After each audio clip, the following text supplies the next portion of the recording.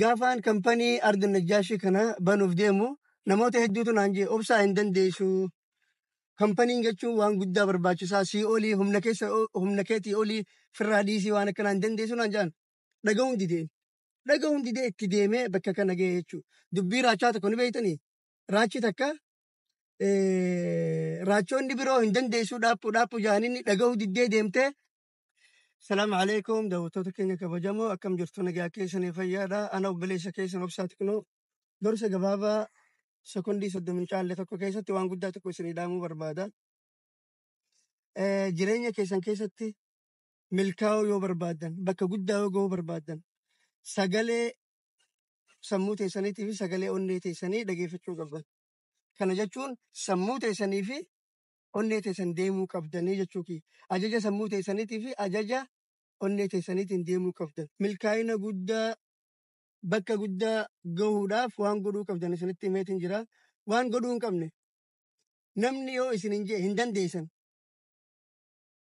Maaliif ilmi namaa yeroo hedduu milkaa'ina egaa daawwattoota keenya akkuma har'a of isin hin jee sagalee sammuu teessaniitii fi sagalee onnee teessanii qofa dhageeffachuu qabdan. Konfidensiidhaan waan godhuu barbaadan sanatti itti deemtan. Maaliif kana isin hin jee yoo gartee ilmi namaa hin dandeessu wanni kun hin danda'amu waan kanatti hin seeninii akkana taataa akkas taataa hin guddattu bakka guddaan geessu milkootu yoo namni siin jee yoo jecha namaa san hin deemte ni kufta jechuudha. Akka gartee lammada lafaan kaanatti kufta.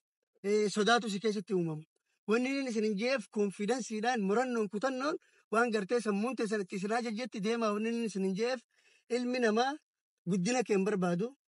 Akka ati bakka guddaa geessu hin barbaadu. Akka ati isa caaltu hin barbaadu. Yeroo hunda isaa gad miila isaa gad akka taatu barbaada. Kanaafuu yoo gartee milkaa'ina guddaa barbaadde akkumaan isin hin jee sagalee onnee teessaniitii fi keessattuu sagalee sammuu teessanii dhageehuun barbaachisa. Sammuun tee waan kana itti si ajajnaan humnaan mirqaanaan konfidensii guddaan itti deemuu qabdaan isin hin jaa.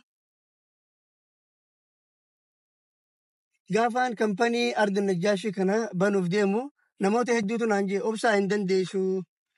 Kampaniin jechuun waan guddaa barbaachisaa sii olii humna keetii olii firraa dhiisii waan akkanaa hin dandeessu naan jedhan dhaga'uun dideen. Dhaga'uun didee itti deemee bakka kana ga'e jechuudha. Dubbii raachaa tokko ni beektanii? Raachi takka raachoonni biroo hin dandeessu dhaaphu jaaniin dhaga'uu diddee deemtee tabba baatee jaan. Raachi san milkaa'uu ta'eeti waan isaan hin dandeessan jaaniin bahee raachoonni biroo dhaqee horofa keessatti hafte. Maaliif akkasitti injifatte beektaa raachi san? Maaliif kana goote? Sababni gurraan hin dhageessu. Gurraan hin dhagahin. Nama gartee hin dandeessu siin jiru gurraan hin dhagahin. Ni dandeessaa itti deemu. Bakka guddaa geessa ni milkoota sagalee sammuu keetiitiin deemi bakka guddaa geessu galatooma. Share godha, laayikii godha.